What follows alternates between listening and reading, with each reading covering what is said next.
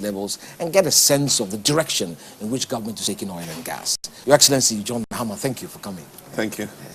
John, I talked about oil and gas, but I will begin, given that I have a moment with you, to look at some of the broader issues before we look specifically at the issue of oil and gas.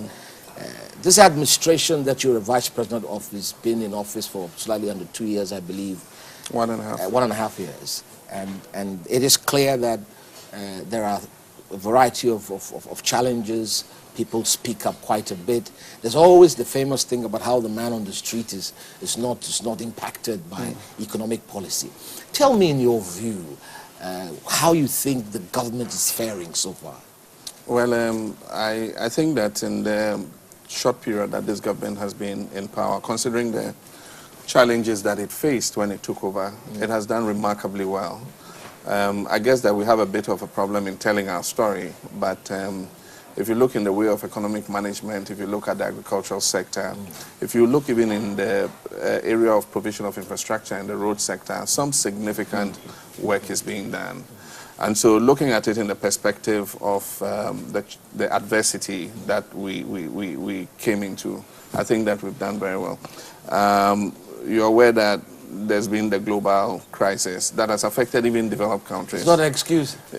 Well, even economies of developed countries have not remained unaffected. I just came from the UK, and they've passed one of the severest budgets that they've had in order to rein in expenditure and cut their deficits. You suggest there's a link between that and here. That's what you There's know. definitely a link. Are you sure? Is it significant? I mean, we're on the periphery of the world economy. What is the percentage of trade and so on? I mean, does that really impact us? Of course, that makes it even worse for us because we amount to just a small percentage of global trade. And so if you control trade, I mean, you have access to income. And so it makes it even worse when you are affected by this kind of recession. The fact that we didn't see financial institutions collapsing and so on and so forth does not mean that there was no effect on us. Access to credit became a problem and so on and so on. You could tell from the things that were happening in respect of the economic indicators. We had made arrears and commitments far in excess of our revenues to be able to pay. And so today we have contractors who have been sitting for the last 2 years or more who have not been paid for jobs and services that were done. Is it getting better? It's getting better. Would you say the global environment is more conducive? It's getting better. Okay. Let's talk a bit more now, Mr. Mahama, about oil and gas. Okay. And you have already mentioned transparency, public participation, accountability. We have spent, this is maybe the 30th or interview we are doing in looking at oil and gas over the last 9 months. There is no question that there are areas of progress, but without doubt, that is one of the areas where I think we run a risk of transparency. Does government truly understand the risk the country runs with an industry like this if it is not transparent? I feel confident. You know, what has happened is... There is no transparency.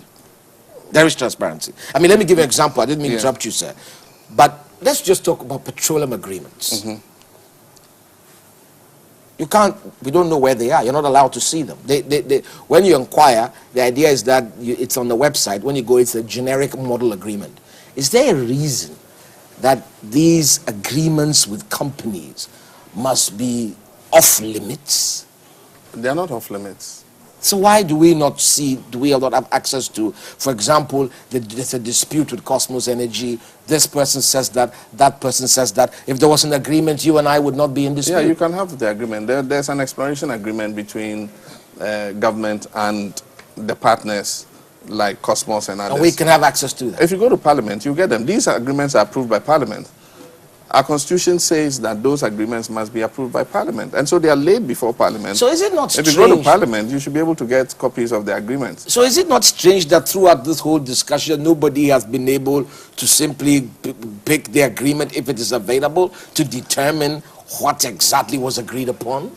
Well, then I don't think that people are looking in the right place. As far as I know, all exploration agreements have been laid before Parliament, and Parliament has the right to ask any questions that it wants. What about the Right of Information Bill? The Right of Information Bill is still sitting there. Well, Cabinet has done its part. I mean, when we came into office, the Right to Information Bill had been lying somewhere for God knows how many years. And so we quickly took it, went through it, brought it to Cabinet, approved it, and we went into Parliament. And so it's now Parliament's duty to schedule it and pass it. But let me say, often people look at the experience of other countries in Africa in respect of oil and gas and believe that African countries do not have the mechanisms to be able to carry out, But that is justified. They've not done a good job of it, strictly speaking. Well, you must also look at most of those countries and the timing at which they found oil and gas. I mean, for countries like Nigeria in 1960, transparency was not fashionable. I mean, not at the time, you understand? And let's say that we've all moved on in what we know and in respect of experience. I mean, Ghana is 52 years old now. If we had discovered oil when we were 1 year old or 2 years old, I mean, the institutions of democracy and constitutional governance that we have today probably did not exist at the time. So I believe that, one, the timing is right for this oil and gas discovery. We have the opportunity to learn the best experiences from countries like Norway and others, which we are doing, Trinidad and Tobago, with regards to gas and all that.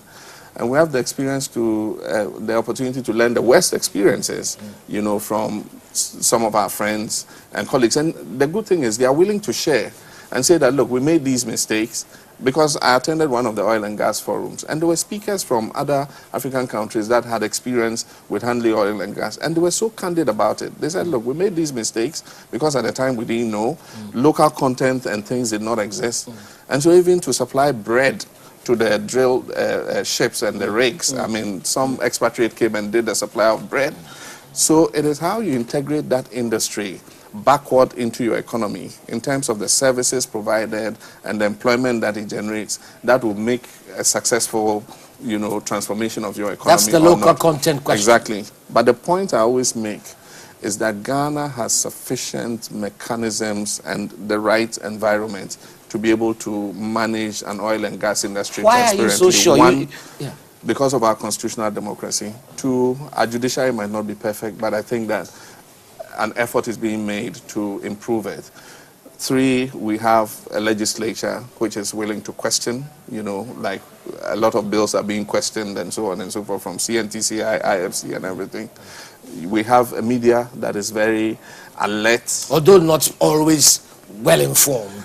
Although not always well informed, but I think it's a necessary evil. That I think it's a better option than to have a docile, we must discuss that at a different time because that's a subject. That's so I think the mechanisms exist to have transparency in the oil industry, and with some of the laws that I have seen pass through cabinet and gone to parliament, I think that we're going to have a better a lot of the laws are still not ready. Well, most of them are. The petroleum bill has gone to parliament. It's been gazetted and it's moving on to parliament. Before parliament rises, two key bills would have been dealt with. That's the petroleum bill and then the oil revenue management bill, Now, I think that these are the two key legislations that we need almost immediately. Before we begin producing. We also need a local content bill, but that would also come. But these two key, if they go to parliament and parliament passes them, they would create the basis, for us to begin to regulate the industry before first oil is produced. Do you agree with me, sir, that the one thing that perhaps we should be paying more attention to that we're not paying attention to is the gas? I think that the gas is more of a blessing even than the oil. I have more faith in the gas in terms of what the